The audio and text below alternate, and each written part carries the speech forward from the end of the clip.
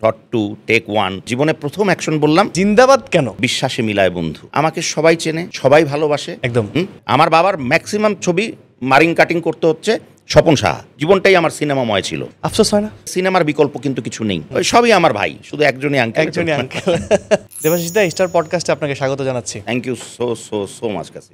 দেখেই বোঝা যাচ্ছে খুব ভালো আছেন। আমি সবসময় ভালো থাকি অথবা থাকার চেষ্টা করি। আমার কাছে যেটা মনে হয় যে, মনে করো যে তুমি আমার খুব কাছের লোক। একদম।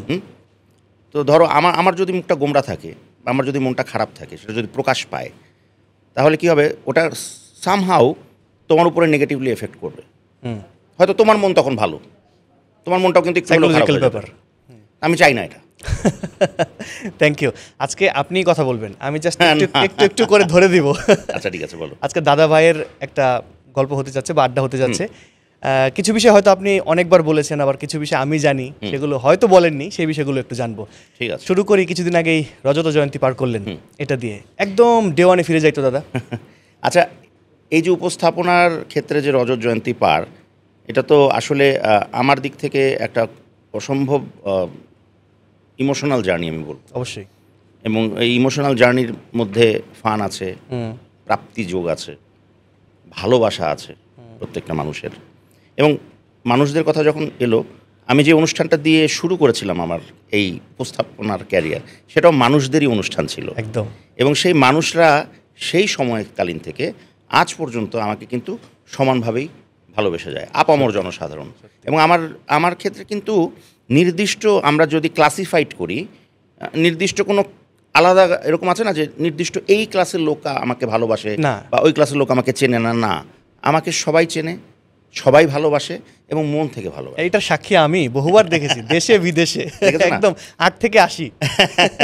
তো আমার এই শুরুটা আসলে আমি বলবো যে একেবারেই কাকতালীয় বলতে পারো, কোকিলতালীয় বলতে পারো, যেটাই বলো। ঘটনাটা এরকম যে আমরা একটা অনুষ্ঠান করব ইউনিভার্সিটি থেকে বের হয়ে, এবং ইউনিভার্সিটিতে পড়াকালীন সময়ই আমরা ঠিক করেছিলাম যে এখান থেকে যখনই বের হব আমরা কিছু একটা করব টেলিভিশনে। ওকে। এবং এটার কারণও এরকম যে আমি যে ইউনিভার্সিটিতে পড়তাম, যেখানে অনার্স করছিলাম যখন আইইউবিতে, তো ওখানে না একটা কালচারাল ছিল, অ্যাটমসফিয়ার ছিল সবসময়।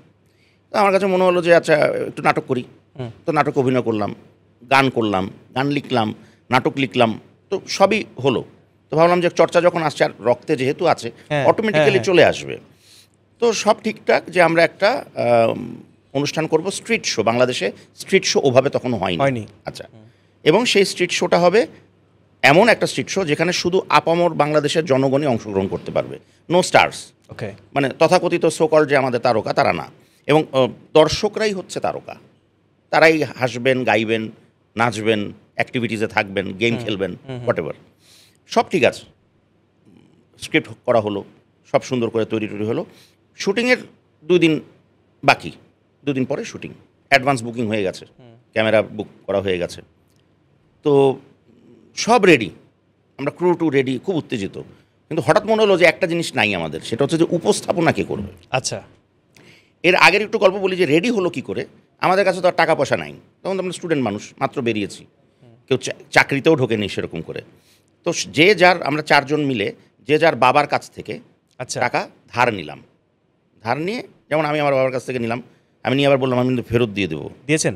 না, দিয়ে চেয়েছিলাম, উনি নেয়নি। বলে এটা চলতে থাকে। আমি বললাম এটা ইন্টারেস্ট বাড়বে, তো আজ পর্যন্ত দিতে পারিনি তাকে। তো যাই হোক, তো এখন সব হলো, এখন উপস্থাপনা কে করবে, কারণ এটা এমন একটা ডিফিকাল্ট অনুষ্ঠান। কারণ এই ধরনের অনুষ্ঠান যেহেতু তখন একদম নতুন, অ্যাপ্রোচটাই নতুন, যে হয়তো একজন সাজানোও না, একদম ডাইরেক্ট, যেরকম করে তুমি আর আমি এখন কথা বলছি, ওরকম। হঠাৎ করে গিয়ে একজনকে জিজ্ঞেস করলাম যে ভাই আপনার তো 2টা কান, 3টা কান হলে ভালো হতো না, বেশি শুনতে পাইতেন। হ্যাঁ, তো এগুলো হচ্ছে কি, এগুলো এমন কিছু কোয়েশ্চেন যেগুলো মানুষকে বিব্রতও করতে পারে, মানুষ রেগে যেতে পারে, রেগে গেলে পরবর্তী রিয়াকশন কি হবে, এটাও একটা ভয়ের বিষয় ছিল। তো কেউ উপস্থাপক হতে চাচ্ছিল না। আচ্ছা, অনেকেই বলা হয়েছে স্ক্রিপ্ট দেখে বলে না আমি এটা করবো না, কারণ তৎকালীন সময় যে স্ক্রিপ্টগুলো বা যে অনুষ্ঠানগুলো হতো, সুপ্রিয় দর্শক মণ্ডলী, আজকের এই আনন্দঘন মুহূর্তে, এই প্যাটার্নটা ছিল। ওটার থেকে আমরা ব্রেক করতে চাচ্ছিলাম, যে এগুলো হলো তো অনেক, এগুলো নতুন কিছু হোক, স্টাইলিশ, মোর মডার্ন। হ্যাঁ, তো হচ্ছে না, কাউকে পাওয়া যাচ্ছে না। তো যিনি পরিচালক, যিনি এটার ব্রেন চাইল্ড, যার আসলে বেসিক্যালি যার কারণে আজকে আমি Debashis Biswas as a host, as a presenter, Tanvir Hossain Prabal ভাই আমাকে বললো যে একটা কাজ কর, টাকা পয়সা তো ইনভলভ হয়ে গেছে, 2টা এপিসোড তো শুটিং করতেই হবে, নাহলে তো পুরোটাই লস। আমি কি জীবনে উপস্থাপনা করেছি? বলে যে না করিসনি, আর তুই তো বিতর্ক। আমি কিন্তু একসময় খুব নাম করা বিতার্কিক ছিলাম। আচ্ছা, কথা বলার আইডিয়াস আমার ছিল, বলতে আমি পারতাম। তো নেমে গেলাম মাঠে। প্রথম 2 পর্ব হওয়ার পরে যখন এটা প্রচার শুরু হলো, তারপরে there is no looking back. এবং প্রচারে গিয়েও তো এক মজার গল্প আছে, বিরাট প্রতিবন্ধকতা। প্রথম চ্যানেলে জমা দেওয়ার পর বলেছিলেন চ্যানেলে যখন জমা দিলাম, দেখলো, দেখে টেকে বললো বেয়াদব অনুষ্ঠান, বাঞ্চ অফ বেয়াদব পিপল, তারা অনুষ্ঠান বানিয়েছে, এইসব অনুষ্ঠান প্রচারযোগ্য নয়। চলে গেছে, থাক ভাই আর বললেন না। দ্বিতীয় আরেক জায়গায় জমা দিলাম, দেখে আমাকে বলল হবে না। কেন হবে না? বলে এখানে কোনো তারকা নাই, সাধারণ দর্শক, রিক্সাওয়ালা কথা বলে, এটা কে দেখবে? ঠিক আছে, বাদ। আমরা আহত এবং আশাহত দুটোই। লাস্টে একটা কল আসলো সাইমন রিংয়ের কাছ থেকে, ফ্রম 21 টেলিভিশন। সে বলল যে আমাদের সাথে মিট করতে চায়। প্রবল ভাই, আপনি যান, আমি যাব না, অনেক অপমানিত হয়েছি, আর হবে না। কারণ আমরা জানি যে ডেকে এনে আমাদেরকে আবার অপমানিতই করা হবে। আচ্ছা, অপমান করা হবে। আমি নাম করবো না, যাবো না। বলে না, চল না, একা একা কেন আমিই বা অপমানিত হব, দুজনে মিলেই হই। তো গেলাম। যাওয়ার পরে উনি বললেন যে এই অনুষ্ঠানটি কি তোমাদের? হ্যাঁ। আমি বললাম আবার নিশ্চয়ই কোনো বয়ান দেবে। তো বললো যে if you guys don't mind, can we take this program as our program? Okay. তো আমরা একটু অবাক হলাম। তো আমি শুধু জিজ্ঞেস করলাম যে আপনি তো বিদেশি মানুষ, বাংলা বোঝেন না, তো এই অনুষ্ঠানটা আপনি কীভাবে নিচ্ছেন বা কেন নিচ্ছেন, কী ভেবে নিচ্ছেন? তো প্রবল ভাই আমাকে চাপ নিচ্ছেন, কথা বলিস না, নিতে দে, এতদিন পরে হচ্ছে কিছু একটা। আমি বললাম আমাকে তো জানতে হবে। তো বললো যে আমি যখন এই অনুষ্ঠানটা প্রিভিউ করছি, তো প্রথমে আমার টি বয় এসেছিল, চা দিয়ে গেল, একটু দেখলো, দেখে হাসলো, মজা পেলো, চলে গেল। এরপরে আসলো আমার ম্যানেজার, সে আমাকে কিছু চেকস সাইন করানোর ছিল, করলো। ম্যানেজারও দেখি হাসে। এরপর আমার ড্রাইভার এসে চাবিটা দিয়ে, তার ছুটি আছে, চাবিটা দিয়ে চলে যাবে, সেও হাসে, মজা পাচ্ছে। আমি দেখলাম যে সব শ্রেণীর দর্শক এটা দেখছে বা মজা পাচ্ছে, তার মানে এটার মধ্যে কিছু তো আছে। আমি বাংলা বুঝি না, বাট আমি এতটুকুন বুঝি, রিঅ্যাকশনটা বুঝতে পারছি। এই বাস, এখান থেকে শুরু হলো। বাহ। সবশেষ উপস্থাপনা করেছেন কবে? সবশেষ উপস্থাপনা করেছি এই কিছুদিন আগেই, একটা বেসরকারি পত্রিকার ডিজিটাল যে ভার্সন, সেখানে একটা অনুষ্ঠান, প্রথম সিজন শেষ করে দ্বিতীয় সিজন শুরু হবে সামনে। ওটার নাম হচ্ছে বিশ্বাসে মিলায় বন্ধু। তো আমার নাম যেহেতু দেবাশিস বিশ্বাস, ওই নামানুসারে অনুষ্ঠানটা হচ্ছে, ওটা আমার আপাতত করা শেষ অনুষ্ঠান। আচ্ছা, এই যে বলেন বিশ্বাসে মিলায় বন্ধু, কতজন বন্ধু পেলেন? অনেক বন্ধু, আমার তো সবাই বন্ধু, তুমিও তো আমার বন্ধু, ছোট ভাই বন্ধু। তো বন্ধুর সংখ্যা আমার বেশি, কারণ আমি মনে করি আমি মানুষের ক্ষতি করিনি, তো মানুষ আমাকে ভালোটাই বাসে, মন্দটা কম বাসে, সুতরাং সবাই আমার বন্ধু। সত্যি দেবাশিস দা, আপনার উপস্থাপনায় অনেকে ইন্সপায়ার্ড, মানে আমিও আপনাকে দেখেই শিখি, এখনও শিখছি, এবং আজকে আপনার সাথে কথা বলতে পারছি, বা এর আগেও আপনার সঙ্গে কথা হচ্ছে, অফ ক্যামেরা অন ক্যামেরা অনেক কথা হয়, আমি কিন্তু প্রাউড ফিল করি। Thank you. এই উপস্থাপনায় আপনি এত সাবলীল, এত সুন্দরভাবে, আমরা আরেকটা সাইডে দেখি যে প্রশ্ন নিয়ে নানা আপত্তি থাকে, এবং প্রশ্ন মানুষের পছন্দ হয় না, ভাড়ামি নাই, সুন্দর সাবলীল প্রশ্ন করে যাচ্ছেন, এই ব্যাপারটা কিভাবে? এখন কিছু তো ব্যাপার থাকে যে ঈশ্বর প্রদত্ত। হ্যাঁ, আমার ভিতরে যেটা ছিল, ওই অনুষ্ঠানটা যদি আমি সাহস করে না করতাম, সাহস না, ইনফ্যাক্ট ওটা বিপদে পড়েই করেছিলাম। হ্যাঁ, সাহস কম ছিল, বিপদ বেশি ছিল। যাই হোক, যেভাবেই হোক, সিচুয়েশনালি যখন আমরা ওই অনুষ্ঠানটা করেছি, ওটা যদি না করতাম, আমি জানতে পারতাম না যে আমার ভিতরে উপস্থাপক সত্তাটা আছে। আর পাশাপাশি যেটা হয় যে চর্চার জিনিসটা তোমাকে সবসময় রাখতেই হবে। আমি দেবাশিস বিশ্বাস হয়ে গেছি বলে আমার আর কিছু করার নেই, বা আমার আর কিছু শেখার নেই বা জানার নেই, বা আমি সব পারি না, এই জিনিসটাকে মাথা থেকে ঝেড়ে ফেলতে হবে সবার আগে, যেটা অনেকের মধ্যেই ঝেড়ে ফেলতে পারছে না সামহাও। হ্যাঁ, এটা ঝেড়ে ফেলতে হবে সবার আগে। এবং আরেকটা জিনিস হচ্ছে যে মানে সম্যক জ্ঞান, বাচনভঙ্গি, এই জিনিসগুলো তোমার রাখতে হবে, রাখতে হবে, নাহলে তো হলো না। আর পাশাপাশি যে হয় না যে আমি একজন গেস্ট, যার সাথে আমি কথা বলবো, যদি গেস্ট নির্ভর অনুষ্ঠান হয়, সেই ক্ষেত্রে ওই গেস্টটা কে, ওনার পরিবার, কোন ফ্যামিলি বিলং করে, ওনার শিক্ষাগত যোগ্যতাটা কী, ওনার কর্মটা কী বা কী কী কর্ম উনি করেছেন, সব কিছুর মিলিত একটা ইয়ে থাকতে একটু স্টাডি করা, স্টাডি করতেই হবে তোমার। যেমন আমার মনে আছে শাহরুখ খান যখন বাংলাদেশে এলেন, একবারই এলেন 2010 সালে, তো তখন আমাকে একমাত্র বাংলাদেশি যাকে সিলেক্ট করা হলো ওই প্রোগ্রামে অংশগ্রহণ করার জন্য, সেটা আমি। তো আমি কিন্তু ওই রাতটা, আমি জানি শাহরুখ খান সম্পর্কে আমি অনেক জানি, কিন্তু তারপরও আমার কাছে মনে হয়েছে যদি ভুল হয়ে যায় বা আমি আরও কিছু জানতে পারি কিনা দেখি। এই ঘাটাঘাটি করতে করতে সারা রাত আমি কিন্তু ঘাটাঘাটি করেছি, করে আমি আরও কিছু নলেজ নিয়ে বের করার চেষ্টা, তারপরে আমি মাঠে নেমেছি। আমি না চাইলেও পারতাম, ওটা না বললেও হতো, ওটা আমার আত্মতৃপ্তির জায়গার থেকে। দারুণ। এই যে মাঝে মধ্যে যখনই উপস্থাপনা নিয়ে কথা আসে, আলোচনা, বিতর্ক, যাই বলি, যাই হয় না কেন, তখন আপনার নাম আসে, তার পাশাপাশি আসে আপনার একটা মানে টার্ম, উপস্থাপক। আসলেই তাই, আমি এখনও বলি উপস্থাপনা এটা একটা শিল্প, তো এই শিল্পের আমরা কিন্তু শিল্পী, তাই না? তো এই শিল্পকে হেয় করে কথা বলা কিংবা এই শিল্পে কাজ করতে এসে এটার এই সেক্টরে অনুচিত কথা বলা, অযাচিত কথা বলা, যেটাতে আমরা উপস্থাপক হিসেবে বিব্রত বোধ করতে পারি, লজ্জিত হতে পারি, তো এই ধরনের উপস্থাপককে আমি কখনোই উপস্থাপক বলিনি, বলবও না। ওইটা যেটা বলেছো উপস্থাপক, এটা ওটাই। আমরা একটু এবার পরিচালনায় আসি। বাবা দিলীপ বিশ্বাসের হাত ধরে আপনার পরিচালনার যাত্রা, তৃতীয় সহকারী থেকে প্রধান হয়েছিলেন। হ্যাঁ, একটু শুনি গল্পটা। যে এরকম যে এটা যে অনুষ্ঠানটার গল্প হচ্ছিল পথের পাঁচালী, ওই সময়কালীনই গল্প, ওটা ঠিক একটু আগে ইনফ্যাক্ট। আচ্ছা, মানে তখন আমি 96-7 গল্প বলছি, 6 গল্প ইনফ্যাক্ট। বাবা একটা সিনেমা বানাচ্ছিলেন 95-এ অজান্তে। তো আমার ইচ্ছে হলো হঠাৎ করে যে একটু কাজ করি বাবার সাথে। ওকে। এখন কিছুই তো জানি না আমি, এবং আমি কিন্তু ছোটোবেলা যেটা হতো, স্কুল শেষ হলে গাড়িটা, তখন তো বাবার টানা শুটিং করতো বিভিন্ন সিনেমার, একের পর এক, অস্বীকার, অপেক্ষা, চলছেই একের পর এক কাজ, অকৃতজ্ঞ।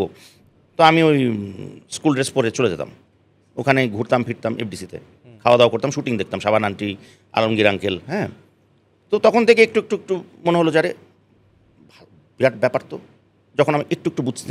হ্যাঁ, পরবর্তীতে যেটা হলো যে বাবাকে বললাম 95-এর শেষের দিকে, যখন বাবা অজান্তে ছবিটা বানাবে ঠিক করলো, যে আমি তোমার সাথে কাজ করতে চাই। তো বাবা একদম প্রথমেই ডিনাই করে দিল অন্যভাবে, যে বাবা এটা অনেক শ্রমের কাজ, আমি যে কষ্টটা করি আমি চাই না আমার ছেলে কষ্টটা করুক ভবিষ্যতে। আমি বাবা হিসেবে বললাম, কিন্তু আমি আবার নাছোড়বান্দা। এখন আমি জানি যে বাবার জীবনের সবচেয়ে দুর্বল পয়েন্ট বা দুর্বল জায়গা হচ্ছে আমার মা। আমি সেখানে হানা দিলাম, মাকে বললাম, মা যেমনি হোক বাবাকে মানাও। তখন আমি আমার ইন্টারমিডিয়েট আমি মাত্র দিয়েছি, শেষ করেছি 94-এ আমার ইন্টারমিডিয়েট, ওটা শেষ করেছি। 95-এর গল্প, তখন আমি ইউনিভার্সিটিতে ঢুকবো করি। ওই সময়ের গল্প।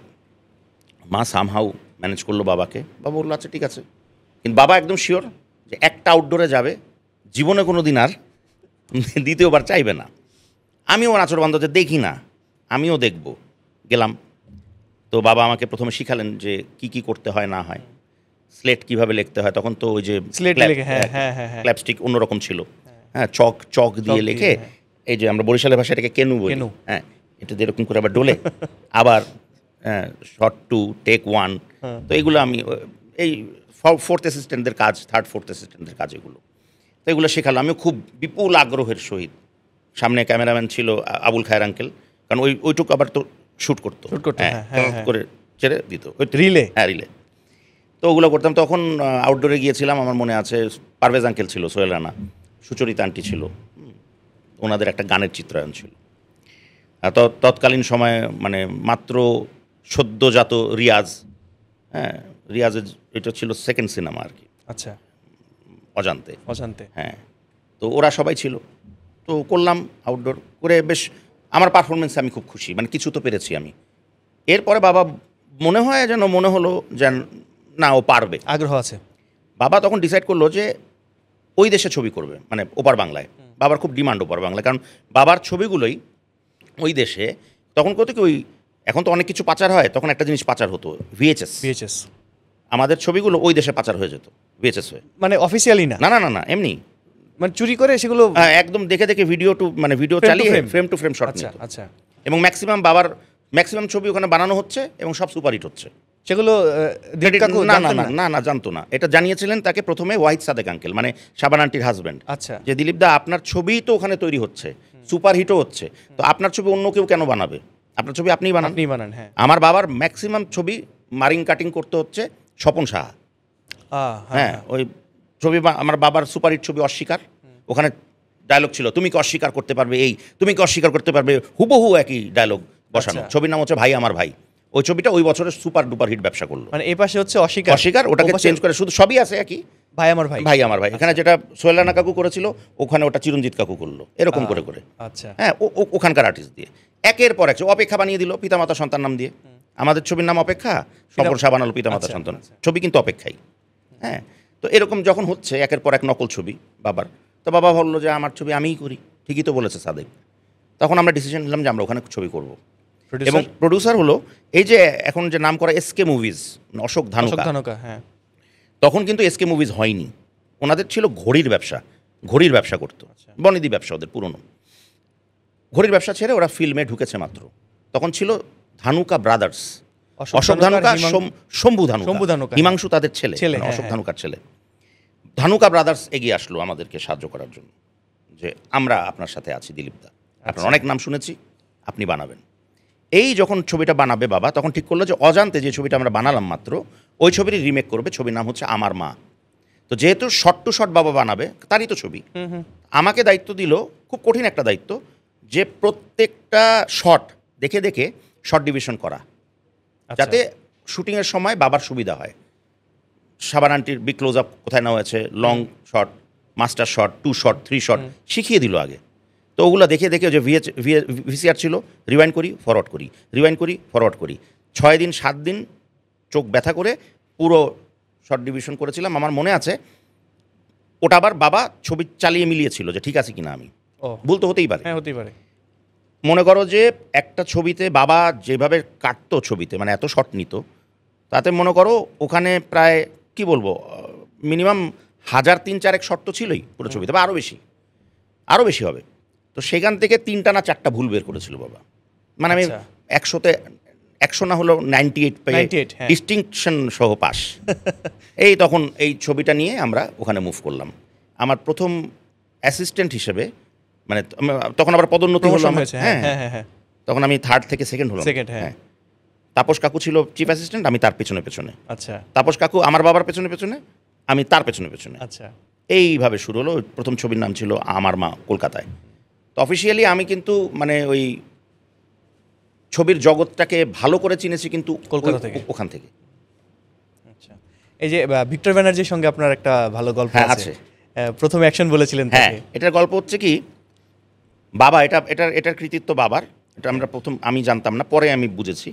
সেটা হচ্ছে বাবা দেখছে যে আমি পিছে পিছে থাকি, তো বাবার কথা হচ্ছে যে পিছে পিছে থাকলে তো হবে না, সামনে একটু আসতে হবে, একটু সাহস রাখতে হবে। তো বাবা কি করলো, ভিক্টর কাকুর একটা শট ছিল এবং বেশ ইম্পর্টেন্ট শট। তো বাবা বললো কি, এই তাপস শটটা নে তো, আমি আসছি। তো বাবা কিন্তু এরকম একটাও শট ছেড়ে যাওয়ার লোক সে না। আচ্ছা, সেটা একটা নর্মাল শট হলেও সে শট এসে থাকবে। এখনকার মতো আমাদের মতন ডিরেক্টর না যে এই শট হচ্ছে, আচ্ছা এটা নিক, এটা আমার দরকার নেই, এরকম না। প্লেট ভাঙার শট হলেও বাবা থাকবে। আচ্ছা, ধরো ব্ল্যাঙ্ক ফ্রেম থেকে প্লেট ভেঙে গেল, এটা এমন কোনো শট না, যে কেউ নিতে পারে। এই শটেও বাবা থাকবে যে প্লেটটা ঠিক মতো ভাঙলো কিনা। তো আমি অবাক হলাম, তাপস কাকু আরও অবাক, সবচেয়ে বেশি অবাক ভিক্টর ব্যানার্জি, যে এরকম একটা সিকোয়েন্সের এই শটটা খুব ইম্পর্টেন্ট। এমন কিছু না, একটা ক্লোজ আপ টার্ন করে একটা শট দেবে আর কি, একটা রাগত দৃষ্টি দেবে টার্ন করে। কিন্তু বাবা চলে যাবে, ভিক্টর কাকু মানতে পারছিল না, মানে বুঝতে পারছিল না। তো ভিক্টর কাকু বলছে, নে দাদা তো চলে গেল, তাপস নে শটটা নে। হ্যাঁ, এখন তাপস কাকুও ভয় শট নেয় না, ভিক্টর ব্যানার্জি ভয়েই নেয় না। আমি বললাম এই সুযোগ আমার, আমি বললাম আমি নেবো শট। বাবা এটাই চাচ্ছিল, বাবা অনেক দূরে থেকে দেখছিল বিষয়টা, আমি জানিই না। এবং এটা পুরোটা একটা প্ল্যান করা, ভিক্টর কাকুও জানতো। আচ্ছা, এটা পুরোটাই একটা প্ল্যান করা, কারণ বাবা জানে যে তাপস কাকু সত্যি সত্যি ভয়েই শট নেবে না। তার মানে পরে কে দাঁড়ালো, আমি প্রথম অ্যাকশন, জীবনে প্রথম অ্যাকশন বললাম এমন একজন লোকের যে কিনা আন্তর্জাতিক মানের একজন অভিনেতা, তার নাম ভিক্টর ব্যানার্জি। এবং ওই শটটা প্রথম শটে ওনার তো যে কোনো শটই ওকেই হয়। হ্যাঁ হ্যাঁ হ্যাঁ, তো আমি আবার ভয় বলতেও পারবো না, এটাও একটা ছিল ব্যাপার, বাট সত্যি সত্যি ওকে ছিল শটটা। তারপর বলেনি না? হ্যাঁ, বলেননি আর? না, লাগেই নেই না, আর শট লাগেনি। ওটাই প্রথম শট, একটাই টেক ছিল, ওকে হয়েছে। আমি জীবনের প্রথম শট, তখন দেখলাম যে ইউনিটের লোকজন তালি টালি মেরে বসলো। বাহ, তখন আমি বুঝলাম যে এটা একটা আয়োজন, যে আমি যে জীবনে একটা অ্যাকশন বলবো প্রথমে, ইয়েটাকে ভেঙে দেওয়া আর কি, মিথটা ভেঙে দেওয়া, রাইট। ওই সেই শুরু অ্যাকশন বলা। আচ্ছা, আপনার সিনেমাগুলো যদি বলি যে ভালোবাসা জিন্দাবাদ, শ্বশুরবাড়ি শ্বশুরবাড়ি জিন্দাবাদ, জিন্দাবাদ কেন? আচ্ছা, এটা আসলে কি, জিন্দাবাদের মধ্যে দেখো, আমরা যখন ওই মিছিল মিটিং একসময় বাংলাদেশের মানুষ বেশি, যখন একটা সময় বেশি হতো, তখন এই যে কোনো বিষয়ে একটা এই স্লোগানটা খুব মনে একটা নাড়া দিয়ে উঠ, জোশ নিয়ে আসে। হ্যাঁ, এখন হচ্ছে কি, আমরা একটা স্ক্রিপ্ট করলাম মানে এই যে শ্বশুরবাড়ি জিন্দাবাদের, তখন ডিসিশন হলো যে আমি 3-4টা ছবি ততদিন অ্যাসিস্ট করে ফেলেছি বাবার, এবার তুমি ছবি বানাবে, আমি সামনে থাকবো, কিন্তু আমি সব মানে দেখিয়ে দেবো তোমাকে, তত্ত্বাবধান আমার থাকবে, বানাবা তুমি। ওকে, ঠিক আছে। তো বলে কি ছবি বানাবা? এমন, বাবা তোমার মতন ছবি আমি বানাতে পারবো না, মানে ওরকম ড্রামা, ওরকম এত বড় বড় আর্টিস্ট, হ্যাঁ, কিংবা এরকম ইমোশনাল, তাহলে কী বানাবা? তা আমার তো প্যাটার্নটা হচ্ছে কমেডি প্যাটার্ন। আমি বাবা আমি কমেডি ছবি বানাবো, বাংলাদেশে কমেডি ছবি হয় না। তৎকালীন সময় ডেভিড ধাওয়ান টাওয়ান বম্বের মার্কেটে বিরাট বিরাট কমেডি ছবি বানানো শুরু করে দিয়েছে, অনেকগুলো সুপারহিট হচ্ছে। আমার প্যাটার্নটা আমি তখন ধরে নিয়েছি যে আমি ওইরকম বানাবো। আচ্ছা, বাংলাদেশে এটা হয়নি। তা বাবা বলছে এটা একটু রিস্কি, তবুও চল, ঠিক আছে। তারপর একটা স্ক্রিপ্ট লেখা হলো, স্ক্রিপ্টের সাথে না এই নামটা খুব যায়। আচ্ছা, তারপরে এবং অদ্ভুত নাম, মানুষের মনে টাক করে হিট করবে, হ্যাঁ, করেছিল তাই, এখনও এটার আবেদন আছে। হ্যাঁ। ওই ক্যালকুলেশনে ওই নামটা জুড়লো, এই যে জুড়লো আমার জীবনে, হ্যাঁ, এটা চলছে। আপনার একটা বড় প্রজেক্ট ছিল হচ্ছে শুভ বিবাহ, হ্যাঁ, মাল্টিকাস্টিং, শুধু শুধু অনেক বড় কাস্টিং শাকিব সেই খান সময় ছিল না, হ্যাঁ। এবং এই সিনেমা দিয়ে অপু বিশ্বাসকে শাকিবের গন্ডির বাইরে বের করেছিলেন। এটা একটা মজার বিষয় হচ্ছিল, ছবির কাস্টিং হচ্ছে অপু বিশ্বাস, রিয়াজ, ফেরদৌস, গেস্ট অ্যাপিয়ারেন্স হচ্ছে আমিন খান, পূর্ণিমা, আর আনুষাঙ্গিক তো আরও আর্টিস্ট আছেই, নিপুণও ছিল। এখন প্রবলেম হচ্ছে যে প্রথম প্রবলেম দাঁড়ালো যে রিয়াজ ভাইকে যখন বলা হলো, সে বলল যে ফেরদৌসের ক্যারেক্টারটা তার পছন্দ। ফেরদৌসকে যখন বলা হলো, ফেরদৌস বললো আমি রিয়াজের ক্যারেক্টারটা করতে চাই। আমি ভেরি গুড, অদল বদল করো। তো হয়ে গেল কি, রিয়াজের ক্যারেক্টার ওইদিকে শিফট হয়ে গেল, রিয়াজ যেটা করেছে ওটা ফেরদৌসের ছিল, আর ফেরদৌস যেটা করেছে ওটা রিয়াজের ছিল। কিন্তু প্রবলেমটা হচ্ছে যে কেমিস্ট্রি যেটা, না রিয়াজ কোনোদিন অপু বিশ্বাসের সাথে কাজ করেছে, না ফেরদৌস কোনোদিন করেছে, আর অপু বিশ্বাসকে সারা জীবন মানুষ দেখেছে শাকিব খানের সাথে।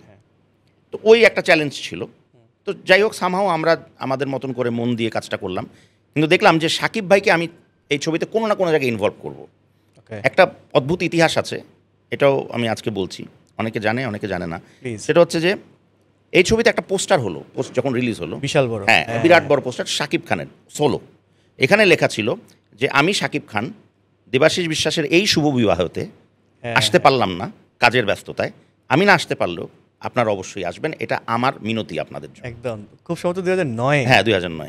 এবং শাকিব ভাই জীবনে এরকম সাপোর্ট অন্য কোনো ছবিতে কখনো দেয়নি, সেই ছবিতে যেটা দিয়েছিল। আচ্ছা, আপনি বলছিলেন যে রিয়াজ ভাই, শাকিব ভাই, কিন্তু মান্নাকে নাকি আপনি আঙ্কেল ডাকি, কারণ প্রবলেমটা হচ্ছে যে তার সাথে আমার যে রিলেশনটা, মান্না ভাই বলতে আমি কখনো পারি নাই। হ্যাঁ, কারণ সে একটু খুব স্বাভাবিক, একজন রিয়াজ বা শাকিব ভাই, শাকিবের বয়স আমার বয়স কাছাকাছি, রিয়াজ ভাই আমার একটু বড়, ফেরদৌস ভাইও একটু বড়, কিন্তু মান্না আঙ্কেল তো অনেক বড়, তো ওনাকে ভাই বলাটা আমার হয়নি। আর ওইভাবে বাবাকেও দাদা বলতো, যদিও এরাও দাদাই বলে, সবাই দাদা, হ্যাঁ দাদা বলে, বাট এদের সাথে ভাই সম্পর্ক হয়ে গেছে। শাকিল, ইনফ্যাক্ট শাকিল ভাই, শাকিল খান, ওই সবই আমার ভাই, শুধু একজনই আঙ্কেল। ভাই, রমরম অবস্থা, ইন্ডাস্ট্রির রমরম অবস্থায় আপনি ছিলেন, হ্যাঁ আপনি দেখেছেন। হ্যাঁ, এখন ইন্ডাস্ট্রির একদমই করুন, মানে আমরা কিছুদিন আগেও বলতাম যে কফিনের শেষ পেরেক, এখন পেরেক মারারও জায়গা নেই, এরকম অবস্থা। আফসোস হয় না? ভীষণ। আমরা যেটা হয় কি, আমাদের আফসোসটা বেশি, ওই যেটা তুমি বললে, যে আমি যখন ছোটোবেলায়, আমাকে প্রথম ইন্টারভিউতে আমি বলেছিলাম, জীবনের যখন প্রথম ইন্টারভিউ দিই, যে ছোটোবেলার গল্পটা এরকম ছিল যে অ্যাকশন শব্দে আমার ঘুম ভাঙতো, আর কাট শব্দে আমি ঘুমিয়ে যেতাম। পুরো জীবনটাই আমার সিনেমাময় ছিল একদম। তো ওই সময় আমি দেখেছি যে 1400টা সিনেমা হল, 1200টা সিনেমা হল, এটা এখন রূপকথার গল্প মনে হয়, বাট ইটস ট্রু। আমি নিজে দেখেছি এরকম, আমাদের সিনেমায় 700-800 হল পর্যন্ত চলেছে, আচ্ছা, মানে এক্সপোজ হয়েছে, হয়েছে, ঘুরেছে পুরো বাংলাদেশ। তো সেই জায়গার থেকে 1400 হল থেকে যখন এখন দেখতে পাওয়া যায় যে 50-55টা বা 60টা সর্বোচ্চ, মৌসুমি হল আছে আরও 20-30টা, সব মিলে হয়তো 100টা হল। তো এটা তো খুবই বেদনাদায়ক বিষয়, এবং এটা হয়ে কি আমরা পেয়ে অভ্যস্ত তো অনেক কিছু, হঠাৎ করে যখন এত বড় শূন্যতা, তখন এটা খুব কষ্টদায়ক হয়ে যায়। আসলে এর থেকে উত্তরণের কোনো উপায়ও নাই। এর থেকে উত্তরণের উপায় নেই বললেও কিন্তু দেখো, চেষ্টা করলে অনেক কিছুই হয়, আমাদের চেষ্টার অভাব আছে, 1। 2 নম্বর হচ্ছে আমাদের সরকার যদি, যে সরকার এখন আছে বা যে সরকার আগামীতে আসবে, যারাই আসবেন, তারা যদি এটার প্রতি, দেখো বিনোদনের সবচেয়ে বড় মাধ্যম কিন্তু আর যাই হোক না কেন সিনেমা, এটা মানতে হবে। যে কোনো টিভি চ্যানেলও সিনেমা ছাড়া এক মুহূর্ত থাকতে পারবে না, হয় সিনেমার গান দেখাতে হবে, সিনেমার আর্টিস্ট নিয়ে ইন্টারভিউ করতে হবে, অথবা সিনেমাই দেখাতে হবে, রাইট? তো সেই জায়গার থেকে সিনেমার বিকল্প কিন্তু কিছু নেই। কিসের বিকল্প আছে? সিনেমা হলের বিকল্প করা যায় কীরকম? যেমন ধরো বড় বড় হলগুলো, যেগুলো এই যে মণিহার, খুব দুঃখজনক, মণিহার ভেঙে ফেলা হচ্ছে, কিছু করার নেই। তো এরকম যদি এত বড় হলগুলো নাও থাকে, যদি মিনিপ্লেক্স, যেটা বিশ্ববাজারে এখন খুব বহুল প্রচলিত, যে হয়তো 50টা বা 100টা সিট থাকবে, দ্যাটস ইট, এত বড় জায়গাও লাগবে না, ছোট জায়গার মধ্যে তোমার হল হয়ে যায়। এরকম হলেও অ্যাটলিস্ট সিনেমাগুলো বেঁচে যায়। সত্যি, বিভাগীয় শহরগুলোতে বা জেলা শহরগুলোতেও দরকার। আর তোমার কিচ্ছু না, সরকারের যদি একটু চায়, 64টা জেলায় 64টা সিনেমা হলতে সরকারি সহায়তায় সরকারই চালাতে পারে। মিনিপ্লেক্স করা সম্ভব তো? হ্যাঁ, ইজি। সরকারই করলো, সরকার ওখান থেকে ট্যাক্সও পেলো, সরকারকেই আমরা দিলাম ট্যাক্স, অসুবিধার তো কিছু নেই। হতে পারে, মালিক সরকারই থাকলো, সরকারই মালিক, সিনেমা হলগুলোর মালিকই সরকার। হতে পারে যদি সরকার বা যে সরকার আসবেন তারা যদি দৃষ্টি দেয় বা শিল্পটাকে পছন্দ করেন, লালন করেন, তাহলেই সম্ভব। 100%। আর নাইলে এই যে শিল্পীরা যেভাবে বিদেশে লাইন ধরেছে, হ্যাঁ, চলে যাচ্ছে, উপায় নেই তো, কী করবে? এখানে কাজ নেই তো, কোনো কাজ নেই, কেউ কোনো কাজ করছে না, বা কাজ করতে চাইছে, কাজ পাচ্ছে না, কাজই তো হচ্ছে না। আবার দেখেন আমাদের এই যে শিল্পের একটা মন্দ অবস্থা, যদিও চলচ্চিত্র শিল্প বলা হয়, এতগুলো সংগঠন, 19টা সংগঠন, কোনো অ্যাক্টিভিটিস নেই, না, কিচ্ছু নাই। জিনিসটা হচ্ছে যে সংগঠন কখনোই না, আমার কাছে মনে হয় যে সিনেমার শিল্পে সংগঠন তেমন কোনো ভূমিকা রাখতে পারবে, এটা আসলে ওদের ভূমিকা রাখার কাজও না। তবে হ্যাঁ, উদ্যোগ নেওয়া যেতে পারে। কীরকম? যে হয়তো ডাইরেক্টর অ্যাসোসিয়েশন থেকে একটা ফান্ড তোলা হলো, এবং সেটা 10টা ডাইরেক্টরকে মধ্যে বিভক্ত করে দেওয়া হলো যে ছবি বানাও। প্রবলেমটা হচ্ছে আমাদের যে 300-350 মেম্বার, তখন বাকি 350-এর থেকে 10 জন পেয়ে গেলে 340 জন বললো আমি কেন পেলাম না, আমিও তো ডিরেক্টর, ওকেই কেন দেওয়া হলো? এই আমাদের একতার জায়গাটা একটু ঝামেলা আছে। এটা শুধু এটা চলচ্চিত্রের পরিচালক সমিতি না, প্রযোজক সমিতি, সবগুলো সমিতি, প্রযোজক সমিতি, কমিটি নাই, কত বছর ভুলে গেছি আমরা, কমিটি নাই, কিছু নাই। তো এই জায়গাগুলোতে একটু ঝামেলা। তবে হ্যাঁ, তারপরেও আমি বলবো, আমার নিজের সমিতি বলে বলছি না, আমাদের প্রাণের সংগঠন, বাংলাদেশ চলচ্চিত্র পরিচালক সমিতির মতো অ্যাক্টিভ সমিতি খুব কম আছে। আর একটা সমিতি ভালো অ্যাক্টিভ, সেটা শিল্পী সমিতি। কিন্তু এরা তো সিনেমা বানানোর জন্য তো আসেনি সংগঠনগুলো। সিনেমার সংগঠনের লোকদের হয়তো খেয়াল রাখা, তাদের বিপদে আপদে সাহায্য করা, সহযোগিতা করা, এর বাইরে তো আসলে কি করবে একটা শিল্পী সমিতি বা একটা পরিচালক সমিতি? তাহলে সব মিলিয়ে কি করা যেতে পারে আপনার? মাদার সংগঠন যেটা কথা হলো একটু আগে, যে প্রযোজক সমিতি, এই প্রযোজক সমিতিটাকে হতে হবে আগে। কারণ আমাদের মানে ফাদার সংগঠন হচ্ছে পরিচালক সমিতি, কিন্তু মাদার সংগঠন কিন্তু প্রযোজক সমিতি। হ্যাঁ, আর ওই সন্তান সন্ততির সংগঠন হচ্ছে শিল্পী সমিতি। ব্যাপারটা অনেকটা এরকমই। তো সেই জায়গার থেকে মা নেই তো, মা ছাড়া সন্তান বড় হবে কি করে, বাবা একা একা কী করবে, ব্যাপারটা এরকম হয়ে গেছে, মাকে লাগবে। যাই হোক, দ্রুত ইন্ডাস্ট্রিতে একটা সুদিন ফিরে আসুক, লাইট ক্যামেরা আবার জ্বলুক। দেবাশিস দা আমেরিকা সফরে যাচ্ছেন পুজোর ছুটিতে। হ্যাঁ, পুজো নিয়ে একটু কি পরিকল্পনা, বা এখন পুজোটা কিভাবে কাটে, এটা জেনে আমরা শেষ করব। আচ্ছা, পুজোর পরিকল্পনাটা কি আমি বলি, ছোটোবেলার গল্প আগে বলি। যে ছোটোবেলায় আর বড়োবেলার মধ্যে তফাৎটা এরকম, যে ছোটোবেলায় যেটা হয় যে সবার কাছ থেকে উপহার পেতাম, এখন একটু কমে গেছে, এখন একটু দিতে হয়, বেশি দুঃখ লাগে। তো আর বাবার হাত ধরে যে বিভিন্ন মণ্ডপে যেতাম, এখন আমার ছেলে আমার হাত ধরে যায়, এই হচ্ছে পার্থক্য, ট্রানজিশনটা। আর আমি খুব এনজয় করি পূজা, আমি এখনও পূজার সময়টা একটু ছোটই হয়ে যায় আর কি, সেরকমই উল্লাস করি, সেরকমই আনন্দ করি। কারণ 4-5 দিন ধরে জন্য মা আসেন মর্তলোকে, তো স্বর্গলোক থেকে মর্তলোকে আসেন, তাকে নিয়ে যতটুকু মেতে থাকা যায় আর কি। তা আমি বেসিক্যালি ঢাকায় পূজা করি, আর দুটো জায়গা আছে, একটা হচ্ছে কলকাতার পুজো, কলকাতা হচ্ছে পৃথিবী বিখ্যাত, পুজোগুলো কলকাতাতেই হয়। আর না হলে চট্টগ্রামে করি। বাংলাদেশের বেস্ট পূজা কিন্তু চট্টগ্রামে হয় ভাই। আচ্ছা, চট্টগ্রামে যদি কখনো পূজা দেখতে যাও তাহলে তুমি একটা কলকাতার ফিল পাবে। আচ্ছা, এত সুন্দর পূজা হয়, মানে আমি এটা অনস্ক্রিন বলি, আমার দেশের বাড়ি যদিও বরিশাল, বাট এই ক্ষেত্রে চট্টগ্রামের উপরে কোনো পূজা হয় না বাংলাদেশে। আচ্ছা, আর এইবার হচ্ছে কি, হঠাৎ করে ওই দুর্গাপূজার একটা আয়োজন হচ্ছে টাইম স্কোয়ারে। তো পৃথিবীর ক্যাপিটাল বলা হয় নিউ ইয়র্ককে, আর নিউ ইয়র্কের প্রাণকেন্দ্র হচ্ছে টাইম স্কোয়ার। সেইখানে দুর্গাপূজার আয়োজন এবং সেখানে আমার উপস্থিতি, আমি এই লোকটাকে সামলাতে পারি নাই। মানে এটা একটা ইতিহাসের সাক্ষী হয়ে থাকার মতন। তো এই জন্য পূজাটাকে একটু স্যাক্রিফাইস করতে হচ্ছে, মানে বাংলাদেশের পূজাকে স্যাক্রিফাইস করতে হচ্ছে, কারণ ওখানে গিয়ে আমাকে পূজাটা করতে হচ্ছে।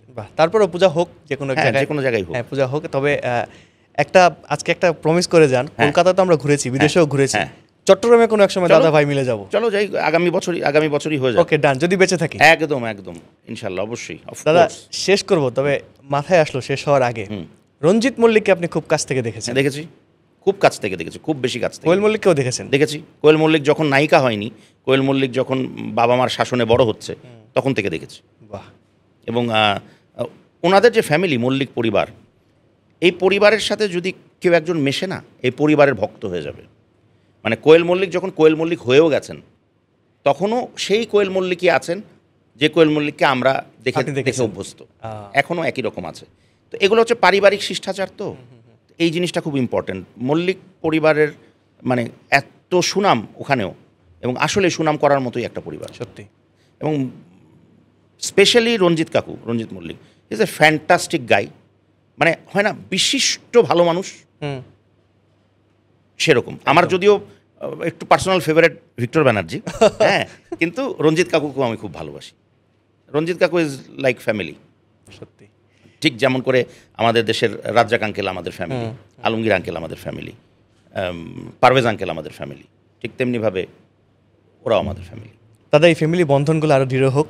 আপনাকে অনেক অনেক শুভেচ্ছা, অভিনন্দন। আপনার এই যে অনেক গল্প করলাম, আরও কিছু গল্প তুলে রাখলাম, কোন এক সময় হবে। থ্যাংক ইউ দাদা, thank you so much, welcome.